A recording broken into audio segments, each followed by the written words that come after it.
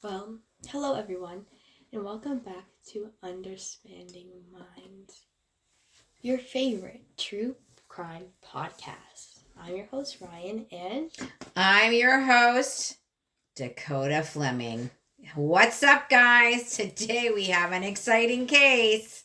we have one that shows major change in character when faced with a horrible event. Personally, I am so excited for this one. It's like such a mind-blowing story. It's crazy. Yeah, it definitely brings you in so many directions and makes you question your own way of living. Okay, today we are talking about, drum roll please, the case of Walter White. My husband is Walter White, yo. So, Walter was born September 7th, 1986. Wow.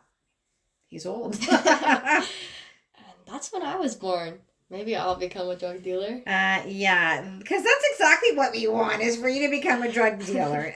No. Walter was an only child to Mr. and Mrs. White. Oh no, you know what that means? Only child syndrome. Mr. White died when Walt was only 7 years old. Yeah, and unfortunately, we don't get much information about his family life after that. He continued to study at the California Institute of Technology with his best friend, Elliot Schwartz.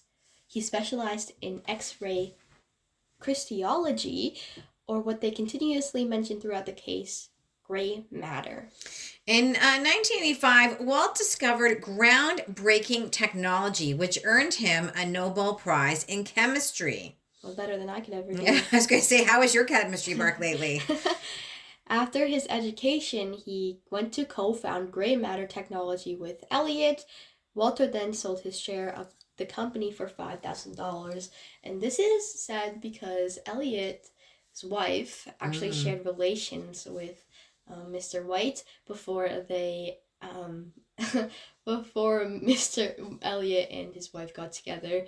And we don't really know much information about why they broke up, but they broke up and Walter decided to sell his share. I sense drama. Well, Walt started working at an application lab and a chemical lab near Los Alamos. And this is where he met his beautiful wife, Skylar, and she worked as a hostess in the neighboring restaurant. And after finding out they had a child on the way, they moved to Albuquerque, and Walt starts working for Sandia Laboratories.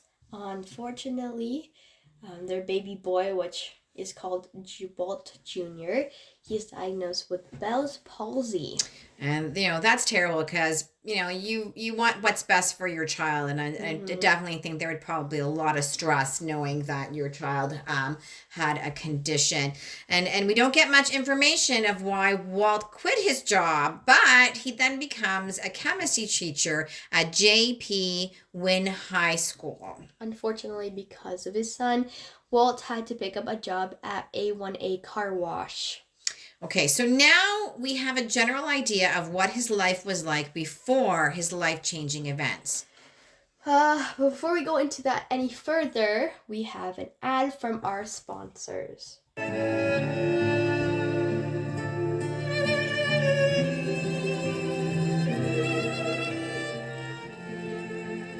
You know what I hate, Dakota? What do you hate? I hate when I find a recipe online and buy all the ingredients just to not use them after that one recipe. Oh my gosh, yes, that is a huge problem in my household. But there's a solution to this problem with HelloFresh. The box gets directly delivered to your door with ingredients pre-portioned. You'll never have to worry about dinner again. Simple, delicious dinners for any occasion. Get 50% off your next box with promo code UNDERSTANDINGMINDS.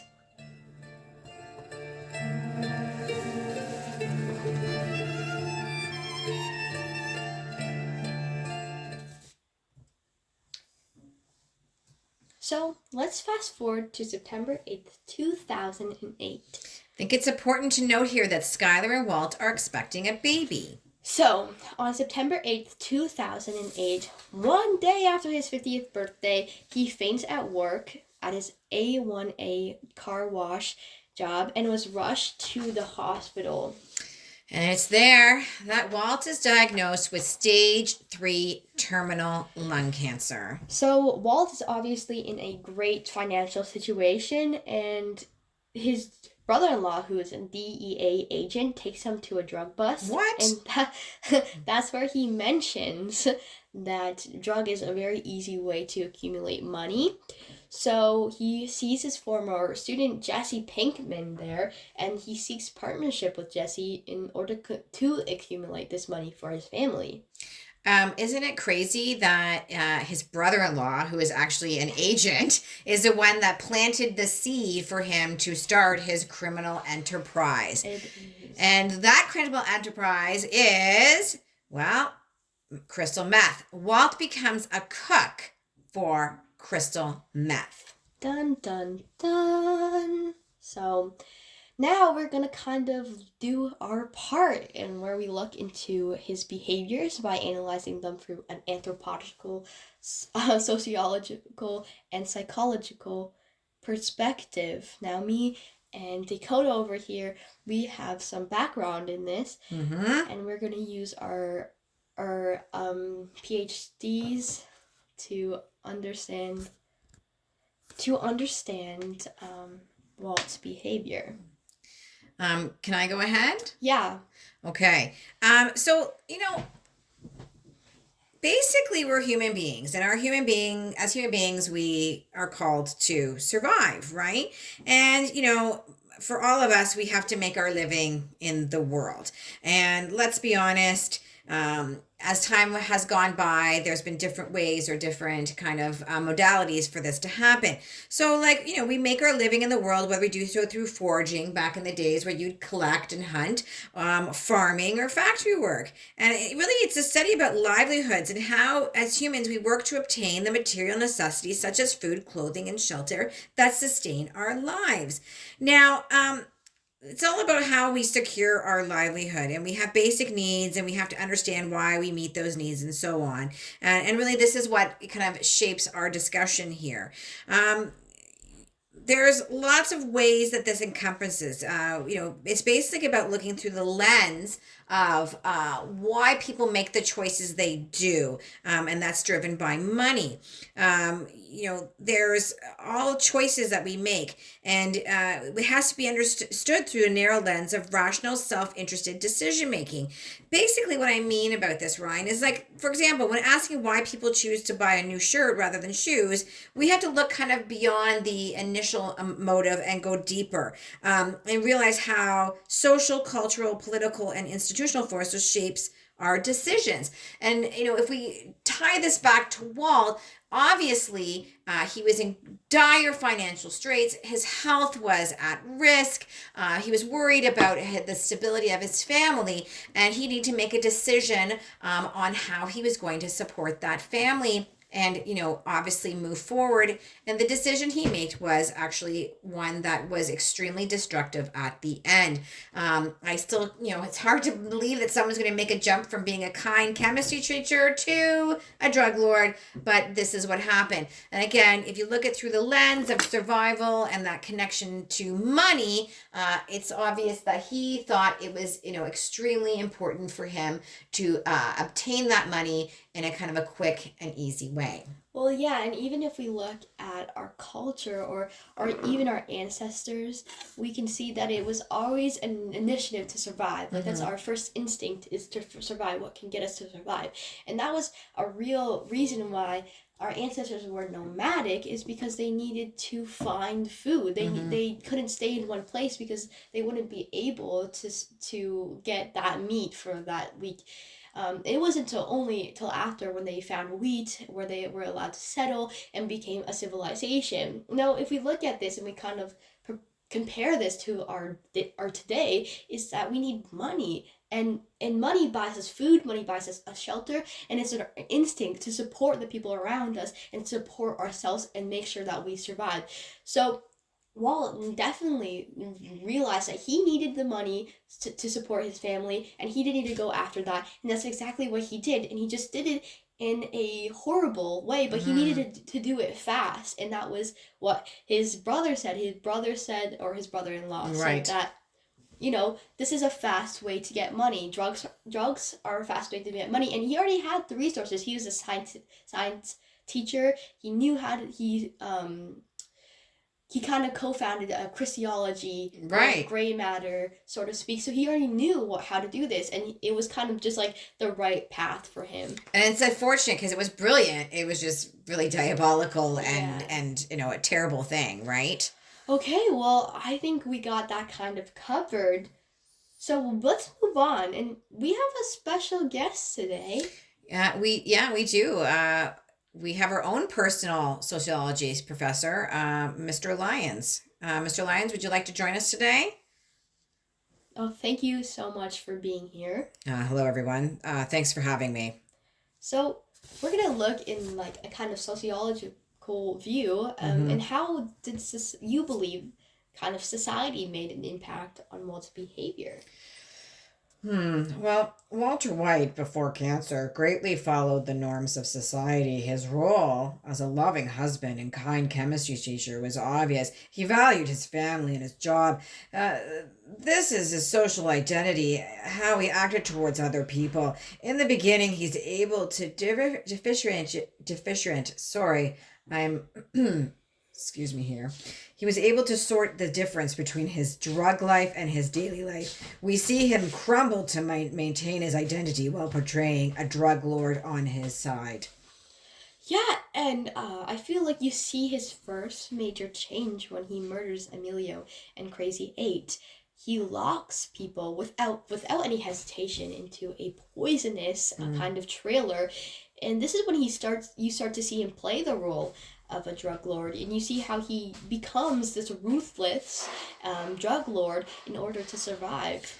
Yeah, personally, I believe he comes into this role when he shaves his head and goes to Tupac to get his drugs back. He presents his new drug lord name as Heisenberg and shaves his head. He ends up bombing the place to show his dominance. It's like he's become a completely different person. Yes, his new role becomes as ruthless and as a career-driven drug lord. Have you ever heard of Henry Chafeel? Let me think. It's been so long since. But he is the guy who created in and out theory. That would be correct. Wow, I really taught you well. The in group is the group that everyone wants to be, and the out group is a group that the in group discriminates against in order to enhance self-image.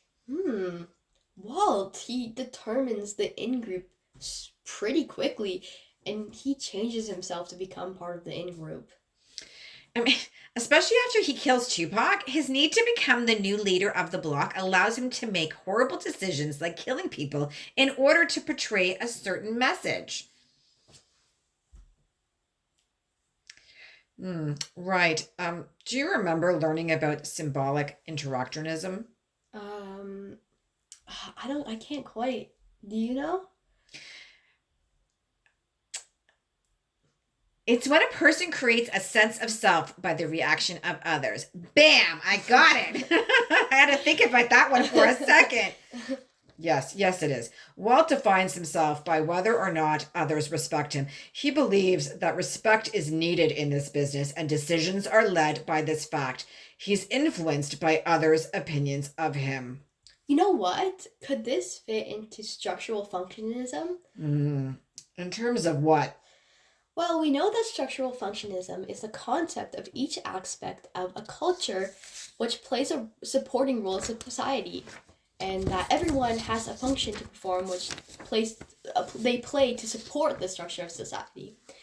Tallock Pearson extended on this theory, and I kind of just want to focus on his theory of the structure of family.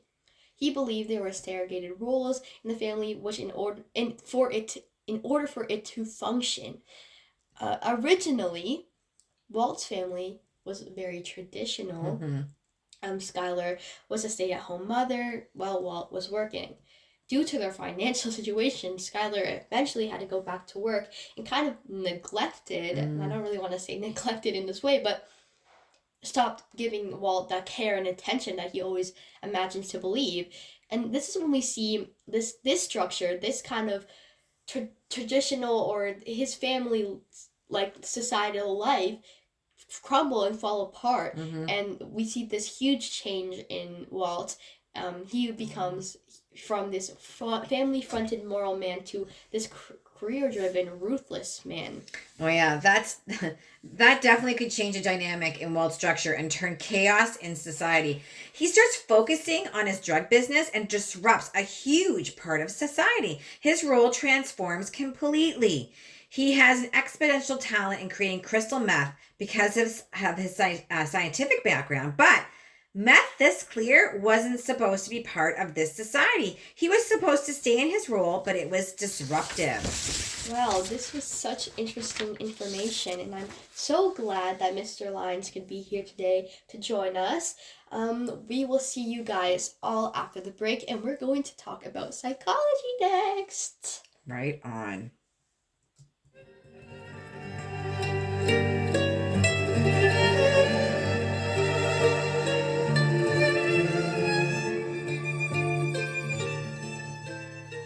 Okay, guys, for a limited time, Understand Minds merch is out right now. Make sure to get it fast. Our new 2-for-1 sale is limited time only. We have hats, hoodies, and t-shirts. Make sure to visit www.understandingminds.com today.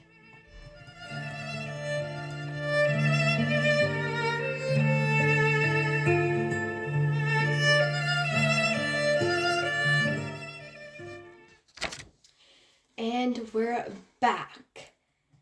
So, we have a very special participant on the phone with us. No way. Okay. All right. I'm really excited to know who is on the phone with us today. I think everyone's going to be shocked over this, and it's going to be definitely a interesting one. So, let's everybody say hello to Mr. White. How are you feeling, Mr. White? Are you excited to be here?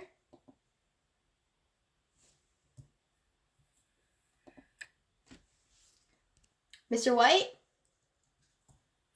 Yes. Okay, Mr. White. Did you ever have a fear of getting shot or killed? And did this lead your decision in any way, shape, or form? Clearly, don't know who you're talking to, so let me clue you in. I am the danger. A guy opens his door and gets shot, and you think that of me? No. I am the one who knocks. Okay. That was definitely something. Wow. Oh my. I guess he hung up. So okay. Oh, okay. So that kind of leads me into our next analyzation. Have you ever heard of the Stanford Prison Experiment? Yeah, I believe so.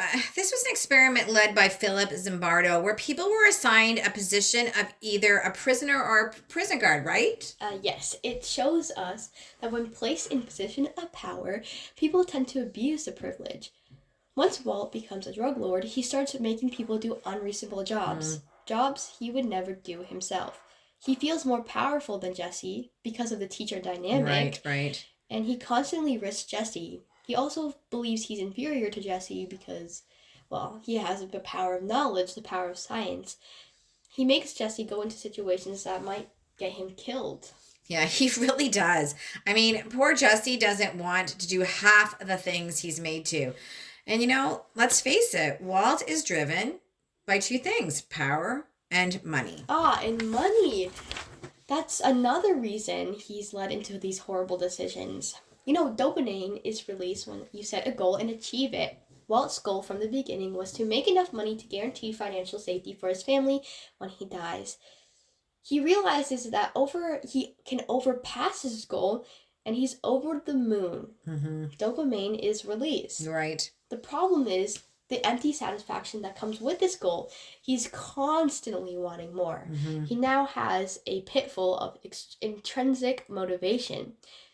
And the adrenaline of getting caught makes this reward / euphoria 10 times more present. Yeah, I think that's how I feel when I go shopping. Does that count? I don't know. Well, I personally think that Walt's personality can be connected to Sigmund Freud's psychoanalytic theory. Whoa, I know. I threw it out there. I said it. Any mention of that guy's name makes you want to shiver, but please do explain. Okay. So, we see Walt struggle to maintain his super ego when faced with the moral dilemma of killing Crazy 8. He even writes a list of why he should and shouldn't kill Crazy 8. I mean, think about that. Could you imagine writing a list of pros and cons of why or why not you should kill someone? Like, it's just insane. No, and once he realizes that keeping his super ego will jeopardize any chance of making it into the business of drugs, his id takes over. Man, his morals are completely off the table. That is a super interesting point that I never even thought of. It's true, he starts killing people like it's a normal part of his life. Right? Yeah. Well, I'm so glad we could talk about this today and kind of understand why Walt is doing some of these things. And we can see this for like everybody. And obviously we might not go into directly killing, but we see this super normal guy turn into this ruthless and power-hungry person, and it teaches us something about ourselves and how we should not be influenced by society, how we should not be influenced by our culture, and we should understand and kind of reflect on ourselves when we're put into situations like this. And it's important to actually realize how and why we're doing things, like from a psychology perspective, like why are we doing this, and how can we stop ourselves from doing things like this. And I'm so glad you guys tuned in today. This was a very interesting episode, and I thank everybody for being here. Tomorrow, or I guess we are filming it tomorrow. Right.